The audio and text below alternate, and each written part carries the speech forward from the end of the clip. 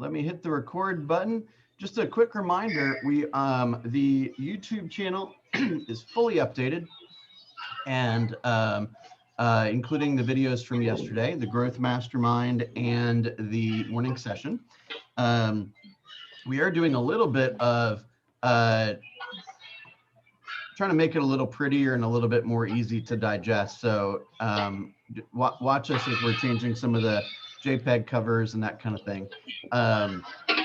Don't forget though that there is literally 400 something videos on that site. So if you have a question about a seller presentation or scripts or whatever it may be, there's most likely multiple videos on how to navigate that stuff. I also want to encourage you that, like I think Victoria posted yesterday, if you happen to find a video that speaks to you, right, that you hear something, you know, a cool nugget or, you know, a phrase or a script or a way to handle a certain situation or is helping you think about the business differently, don't be afraid to share it, right? Like Victoria did yesterday. Hey, this is a video from probably early summer about time management. I really enjoyed that. Here, click and watch it, right? So if you identify something that is that speaks to you, it's probably going to speak to others too. So don't hesitate to share that. Okay. Okay. Who wants to start us off with some good news? I will. I'm always. All right. I went to Martini night last night, which is kind of the standard Wednesday night thing. And this girl, you know, it's just been the same kind of little group of girls. And she kind of turned to me and said, we talked a little bit, and she's like, you know, I'm kind of getting the itch to maybe move. Could you just tell me how much my house? Would you be able to do that? And I'm like, absolutely. Sounds like we should meet. Oh, I love it. That's right. Like I said, that's like, there's only like 4 or 5 things realtors need to know how to say. Sounds like we should meet is at the top of that list. Sounds like we should meet. Sounds like we should meet. All right, so tell us more, Greta. So where does she live? What does she want? She lives very close to me off of Eves Road, and I think she wants to move to something a little larger. Okay. And has been kind of watching her neighborhood, and she did tell me that they're very close to having the home paid off, you know. Okay.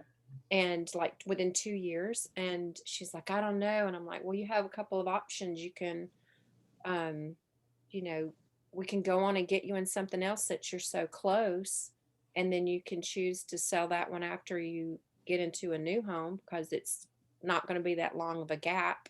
Or you know, but let's see what it looks like. Let's see what the numbers look like. Beautiful. Very patient, not too salesy, very helpful. Great job. Remember, I mean, she could do a lot of things with a home that's almost paid off, right? I mean, the home, as I'm sure you know this, but it's helpful to say, is homes appreciate and depreciate at the exact same rate, regardless of how they're held, regardless of how they're financed, right? So just because she has 2 years left on her mortgage, you know, it doesn't affect the value, but good morning. In some respects, like I suggested the other day, is, gosh, money is so cheap. If she wants to stay there because she, you know, she's about to own it outright, if that's more important to her, then she can hustle and pay it off. But what might be more strategic, quite honestly, from a financial perspective, exclusively financial perspective, is for her to refinance and pull some cash out, because the cash shouldn't do anything sitting in the home other than making the monthly payment more affordable. You see what I'm saying? True. So sometimes we end up being like almost financial advisors, at least enough to have an intelligent financial conversation with them, and then for them to seek guidance from their financial planner or CPA or something like that. Remember, more often than not, financial planners get paid by how much assets they have under management, right? Meaning they're probably not going to talk to you a whole lot about anything other than putting more money underneath their management. Does that make sense? Oh, yeah.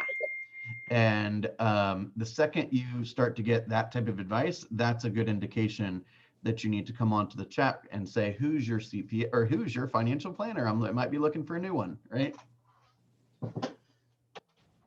Okay. Great job, Greta. Great job. database, pipeline, new project. Love it. Okay, who else? Let's do one more. So, Somebody tell me something they're grateful for.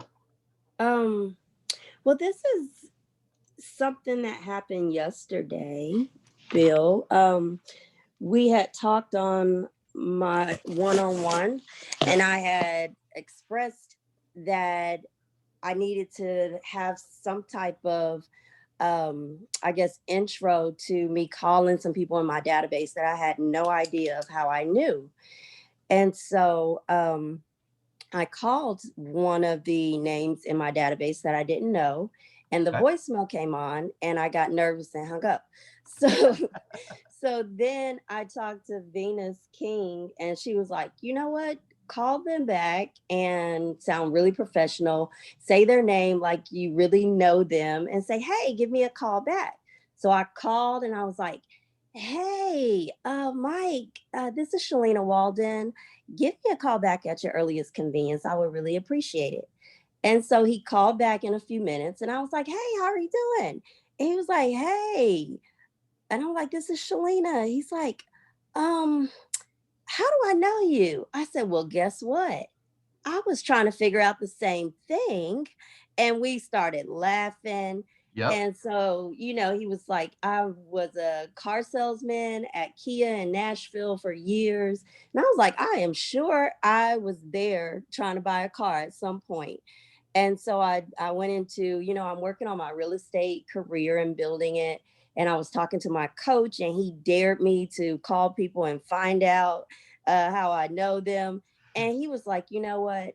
I used to beg my guys to do the same thing that you're doing, and they refused." And he was like, "You know what? I know you are going to be successful just by you reaching out and how your personality, how you called me." And he was like, "I'm going to lock your number in." And I was like, "Great. You know what? Can I send you my link?" And he was like, "Yes." And so after that, I was so happy and giddy. I was like, "I'll call everybody now." I love that. Oh my gosh, there's so much good stuff in there.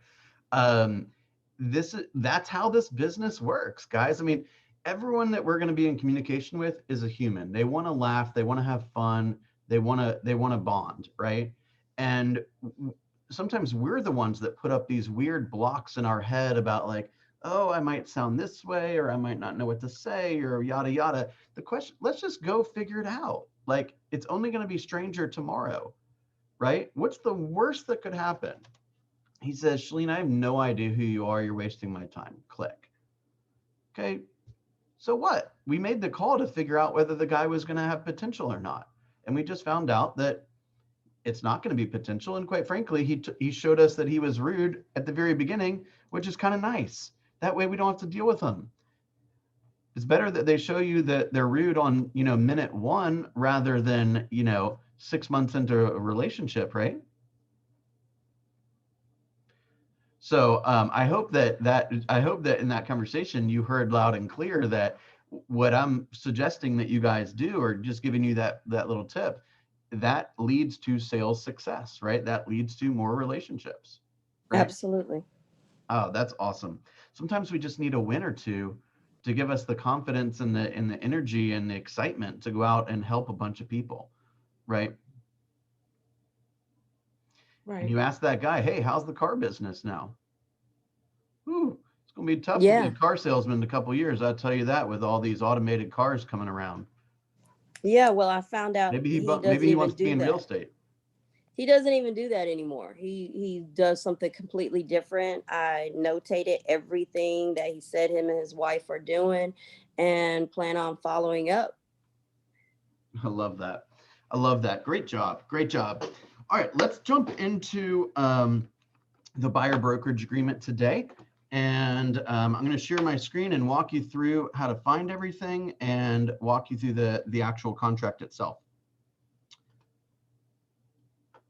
Okay, we are in command. I'll actually go back the previous step, which is going to agent.kw.com, and then you click the command button. So now, as we know, I'm over in the applets section.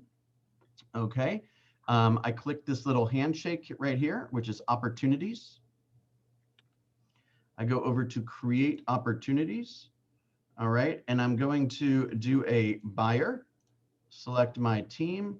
I am the owner. Let's see who I want to, I'm going to do myself. I think I'm in here. Yeah. Okay, so I am the buyer client. Okay, and I'll just continue to keep it this. I'll say BL demo buyer. Okay, I'm going to see this time frame: 1 month, 3 months, 6 months, 12 months. That kind of gives the algorithm the basically the difference between the potential income and the probable income. So for example, this machine, this platform can determine, hey, if I said this guy is a 3-month buyer, yet he's been in this particular phase of the process for 4 months, then he's probably less likely to move forward, or they'll send me a little alert that says, hey, I haven't heard from you. You haven't updated this file in a while. What's going on? You see what I'm saying? So the more you feed command, the more it'll feed you back.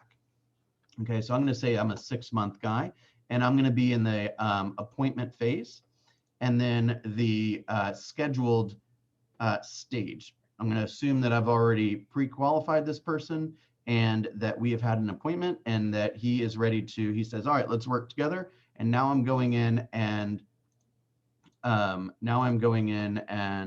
building out the buyer presentation or buyer brokerage agreement. Okay.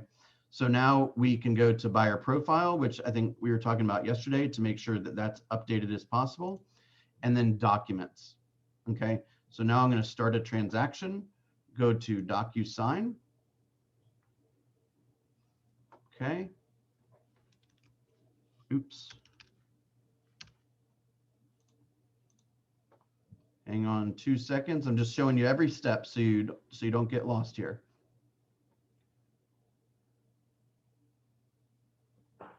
Okay, and then we go to add. We go to DocuSign Forms. Somebody asked yesterday in the chat where we get the what do you call it? The marketing disclosure form. You would get that right here because that's an office specific form rather than the Georgia Association of Realtors. Okay, so we're going to go in here and we're going to type in brokerage. And we're going to look for this exclusive buyer brokerage agreement, F110, and we're going to add it. Everyone follow me so far? Again, it's being recorded. You can go back and watch it if you need to. Okay. And we are going to open it. Okay. Now let's do a tiny bit of setting the stage for the buyer brokerage agreement. Okay. Here's the thing. Anytime that you go into any type of professional services, there's paperwork, right? You go to a chiropractor, they want some paperwork signed. You go to a CPA, here's some paperwork. You go to the dentist, here's some paperwork. You go take your dog in, there's paperwork, right? People are used to doing paperwork when they engage with a professional. So you should not think of this as like some kind of unique anomaly that real estate agents have to do with their prospects. You should just think of this as a natural step of a meaningful relationship. You see what I'm saying? Yes. By the time that you ask them to autograph this or at least review it, you've already asked them a lot of questions about their motivation, their goals, why those are important to them. You know, kind of the type of property they're looking for. You know a lot about their family. You know what they're pre-qualified for, most likely, right? They've opened up to you quite a bit. I mean, I got to tell you, when you ask people why something's important to them, it's not uncommon for them to like start getting emotional, right? Like really emotional. And once somebody gets emotional with you, that's a very good sign generally. Okay, it's a very good sign. That's a measure of trust.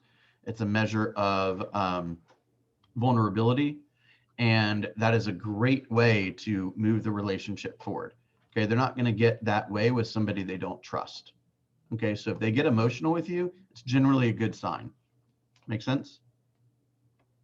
Now, What I have always done in the presentation, remember, in a perfect world, I know sometimes it doesn't work this way. I get it.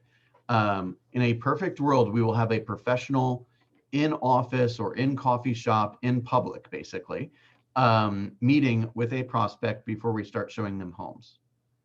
Please, just as a sidebar, remember there are no opportunity is worth your safety. So if you feel concerned or scared or something like that, then you need to bring somebody with you, or don't show a vacant home and as the sun's going down and by yourself, and don't wear high heels, and don't let the guy park behind you, and don't walk through the home in front of the client, walk behind the client, right? Be safe, right? Unfortunately, we're in a business that there have been issues, right? So please be safe. This is a way where you meet somebody in public, where you're not trying to meet some stranger for the first time that found you online and thought you were pretty, and then God forbid something happens when you guys get together. Does that make sense? Yes. So just as a sidebar, those things aren't done because we're trying to create an extra step for you. They're done to protect you. Okay. Now, with that said, at the end of the presentation, or if need be, at the end of the first meeting together, what I would do is I would bring a blank copy of the buyer brokerage agreement, and I would say, here is the document called the exclusive buyer brokerage engagement. They actually changed it to engagement agreement now, the title. And basically, this is a document. This is the script. So get your pens ready. This is a script. Okay. This is a document that creates a client relationship between the two of us, or us, if there's spouses or something. Right. Today, according to the state of Georgia, the Real Estate Commission, you are my customer. And the state says that as my customer, I'm only supposed to do ministerial tasks for you. Ministerial tasks are basically helping you discover public information, right? What school district is in the home in? How many square feet is it? What did it last sell for? When was it listed? What's it priced for now?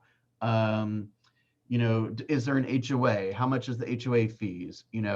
What are are there any sex offenders that live nearby? Are there, what's the disclosure statement say? These kind of things. It's basically information they can get for themselves. The way I was always taught is it's stuff that you can use your hands and your feet for, right?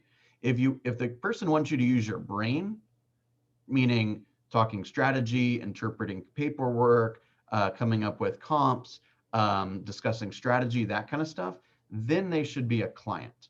This is the document that makes them the client. Okay. It can be terminated at any time by any party with no penalty, right?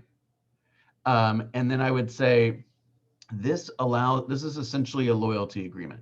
Every time that you make a request of me to see a home, to get more information, to look something up, to research something, to crunch the numbers, whatever, I'm gonna do it right away for you.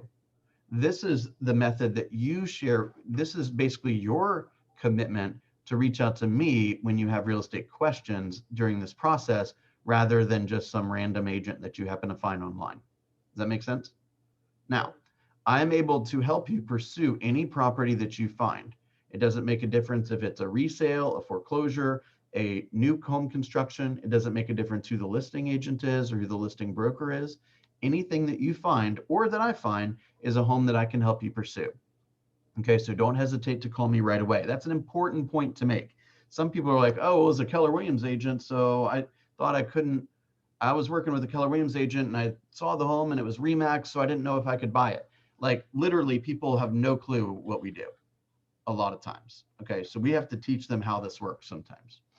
Okay, this is a document that defines our relationship and explains my commitments to you and your commitments to me. So what I'd love for you to do is just take a minute to review it. Let me know if you have any questions, and I would love an opportunity to work together. I think we'd have a lot of fun together, and I know I can help you. So please let me know if you're ready to sign or when you're ready to sign, okay? And I'd leave it alone. It's not a high pressure pitch, okay? It's not sign this before I show you homes, because they're not going to do that. Okay, they're not going to do that. they're not going to commit to working with you exclusively when they've not seen you perform. Does that make sense? Yes. They're going to need to see you perform a little bit. They're going to need to see you earn it. Okay. So if they didn't sign it, more often than not, like way more often than not, they would send me a message later and say, hey, can I fax this to you? I mean, that just shows how long, we were using fax machines back then, right? Can I fax that to you? I'm ready to sign it. You seem like a nice guy. Let's do this, right? If they don't sign it and they want more homes to be shown, right, I'll probably set the appointment. And when I meet them, I'll say, hey, have any questions about the paperwork? And they're like, oh, yeah. Let me just sign it right now, right? So it's real simple. Don't make a big deal about the buyer brokerage agreement. When you make a big deal about it, they'll make a big deal about it. Follow me? It's just our paperwork. Follow? Yes. Look, if they're going to ghost you, they're going to ghost you whether this thing's been signed or not. All right? So don't hesitate, but also don't make it such a thing, right? The paperwork is a natural next step to a great presentation and a building of a good rapport. Make sense? All right, let's discuss this. There's really not that much to it. Let's jump in. Okay. Again, what do we know about all contracts? We need to read every word, print it out, study it. Let me know if you got questions, because you are essentially going to be tasked with summarizing this to the buyer, right? Or answering a follow-up question when they have one. So you want to have some awareness of what it says. Okay. Number 2, term. The term starting date and ending date. I would say that the starting date should be the date that you're agreeing to get into the relationship, and the ending date should be a couple of months beyond when you expect them to buy. A couple of months beyond when you would expect them to buy. I'd say you're probably looking at least 120 days would be my preference, and maybe even more like 6 months or more if it's a little further away in the future. Okay. Number 3, there are no agency relationships that we do not offer. We spent a good amount of time talking about designated agency and dual agency yesterday. Just remember, designated agency is when 2 agents have the exact same broker, not 2 Keller Williams offices, the same office. So if myself and a North Atlanta agent did a deal, that's not designated agency. If Michael and I did a deal, that is designated agency. Designated agency, kind of behind the scenes, is when the broker assigns Michael, let's say, to work with the seller and me to work with the buyer. That's totally fine. We just have to disclose that, and that would go onto the purchase and sale agreement, like we talked about Monday and Tuesday. Okay. So you would there's nothing that you would check here. The buyer does or does not consent, this is new, to acting in a dual agency capacity. So this basically gives the buyer the ability to say, I'm not interested in dual agency, meaning I don't want you to show me any of your listings, because then you'd have to represent both of us. As a default, I would probably just check they do consent. Okay. Commissions are generally, as we know, a percentage of the sales price. So I would generally do something like this. Okay. Check the percentage, check 3. And if the commission is less, if the stated offered commission for a seller is less than 3%, then the question here says, in the event that the seller does not pay broker the full amount of the commission, which is on the left-hand side, which is what you stated you're desiring, right? Buyer shall or shall not pay the broker the difference. I'm just an abundant thinker. I don't want to have to start negotiating with the buyer before they've even agreed to sign with me. So on the occasion that I ended up with a lower than 3% commission, it just was what it was. Okay. So generally, I'm not telling you how to run your business. I'm just telling you I would check shall not. Okay. We saw something similar yesterday on the listing agreement for section 5, compensation on a lease. If the person ends up leasing something, do you get paid? I would just put 0 and NA there. Protected period, we also talked about that as similar language from yesterday. I'd put 120 days there, 90 to 120 days. Okay. Again, we need to read through these paragraphs here that define a lot of what we just went over. Here it discusses the buyer's duties and the broker's duties. okay, disclosures, etc. It reminds them that, hey, you're in charge of, checking the police reports, see if you find anything objectionable. You're in charge of checking out the sex registry list. If you see anything objectionable, that's your responsibility. You get an opportunity to decide if that's something that concerns you or not, right? And by the way, just because there's no sex offenders that live on the street or in the neighborhood when you bought it, that doesn't mean that one won't move next door to you, right? There's some things we just flat out cannot control. So therefore, you don't need to feel the burden of that stress.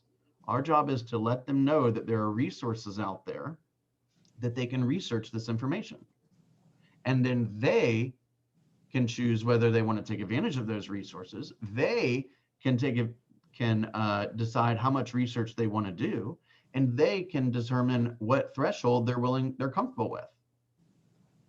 Not to get into it too much here, but like, for example, maybe there's somebody that would feel differently if there was a violent sex offender living nearby than if there was somebody who was looking at something online.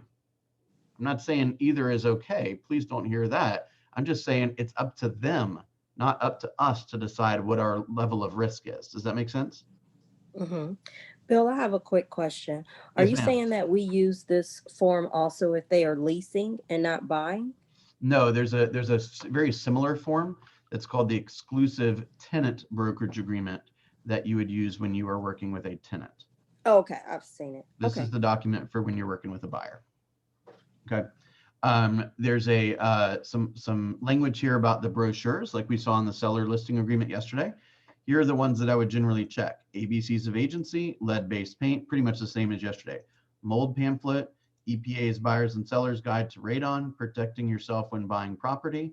What to consider if you're buying a home in an HOA, if that's applicable. What to buy, if somebody says, hey, I'm not going to buy a condo, then you don't necessarily need to send them the condo one, of course.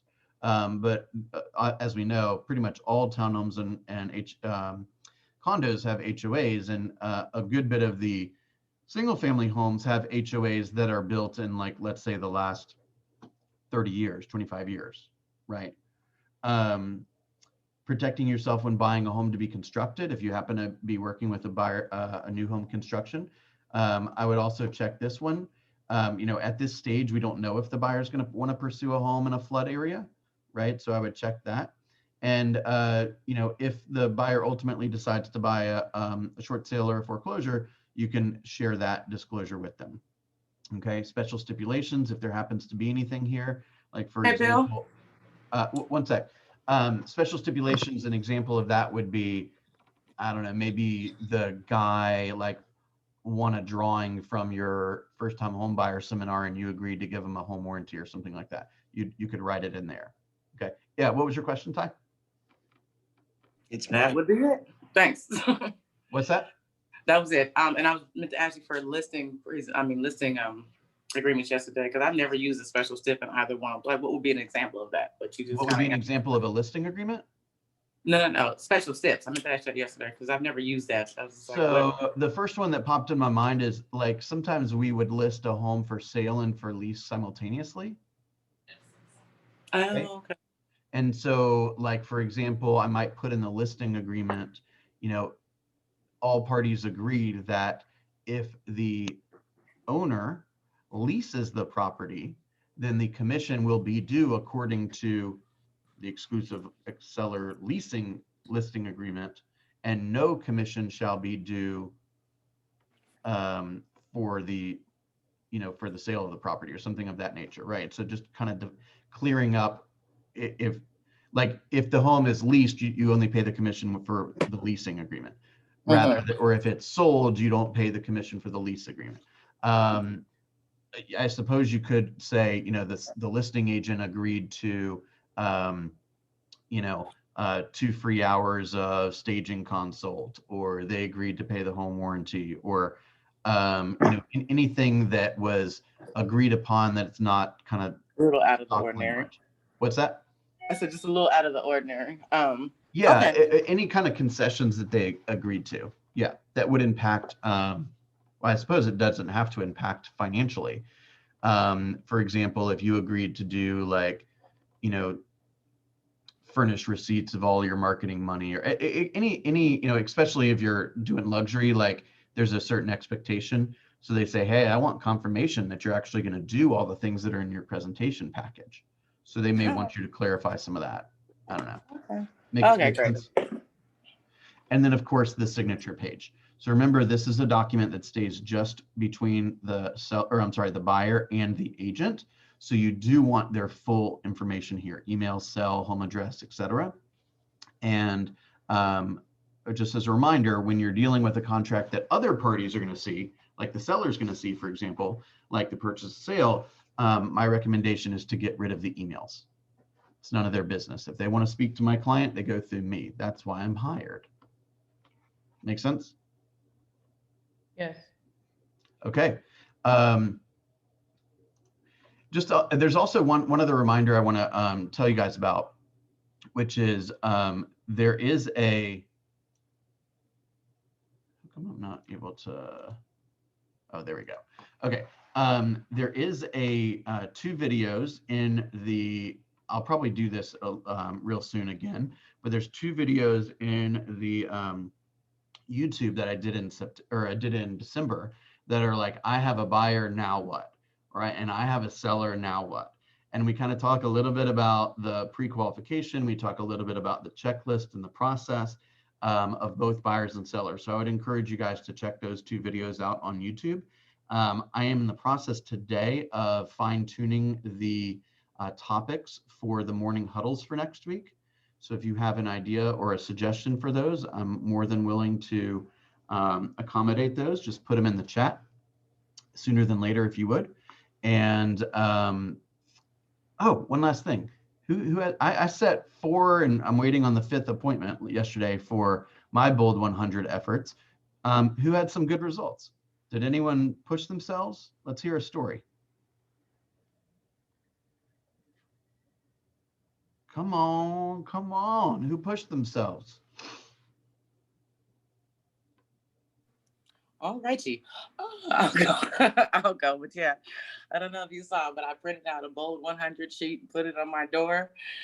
So it was like, I'm not trying to be rude, but you know what I'm saying, there's a lot going on in here. So I got to 60, which is obviously more than I've ever, like, I'm not, but I did That get through. is so awesome. Yeah. A lot of voicemails, but I did speak to people and continue to push through.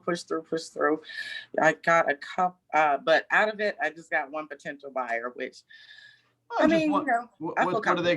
they gonna buy? A house. Roughly how much? Oh, we haven't even met. We're scheduled to meet for Zoom on Friday. I didn't even really go into all of that. Okay, so is it fair to say that even if they were to buy the average home on the market right now, you'd make $11,000 or $12,000? Yeah, that's a good Say way to that's look a at pretty it. good return for your efforts yesterday. What do you think? That's a good way to look at it. That is the only way to look at it. If you look at it like, that's hey, true. I left 99 That's the voicemails and I got a lead, that's not good enough. You need to say to yourself, man, I knew I would have to kiss some frogs to get this lead. And that's exactly what I went and did. And all the stuff that I did yesterday, I mean, hell, how long did that take you, Ty? Let's do some math. How many hours did that take you? I think it was like, but I took a break. So I'll say 3, although I took like 3 hours? 45 minute break. Yeah. Okay, so your efforts yesterday, I mean, I'm not counting the time that you'll spend on the transaction, but that's $4,000 an hour. Hey. Is there anyone on this call that would not do just about anything for $4,000 an hour? I hear that. All right, guys, we're going to have to kiss some frogs. There's going to be some crappy calls, right? There's going to be some people that get frustrated at us, but it's math. If you call enough people, somebody will want to work with you. That's what I'm saying. If we push ourselves just a little bit more than we're willing to be pushed, then we will see results. We will. Ty, does that make you want to call another 60 people today? Yeah, no, that's right. Yes, sir. Damn, every time you call 60 people, you get yourself a buyer. That's what, interestingly enough, that's what the math says. Gary Keller and his research team have determined that, and we've all gone through this individually, roughly for every 50 would-be buyer contacts you have, you will book an appointment. That's exactly what happened. So how many buyer contacts how badly do you want the appointments? If you call would-be sellers, it's more like 20 in order to get an appointment. If you want buyers, if you call would-be buyers, 50. All you got to do is make the numbers work and you'll get your appointments. Okay? It's a little bit of a grind, but we gotta find joy in the process, right? When somebody says, Ty, leave me alone. Great. Hey, one less to deal with. Where's my piece of gold? Let's get the crap out of the way. Let's find the good stuff. See what I'm saying? Yay. All right, guys, don't forget tomorrow from 12 to 1, we're going to have Kim Hutchins doing the Success Series, and we will have a short launch mastermind right afterwards. And then I am teaching a GPS and 411 class for the office. That will be on the KW Roswell training page, not here. Okay. And you're more than welcome to join, obviously, for that. Okay. So GPS and 411 class tomorrow, that's from 1:30 to 3. And then the Success Series is 12 to 1. Okay. And don't forget, I posted another link for the Southeast Region Rookie Mastermind, which is 9:30 tomorrow. And you do have to register for that, but it is free. Okay. So they'll send you the link. Cool. Yes, sir. Thank All you. right. Everyone is a master at buyer brokerage, right? That's right. Thank you. All right. Good stuff. See you tomorrow. See ya. All right.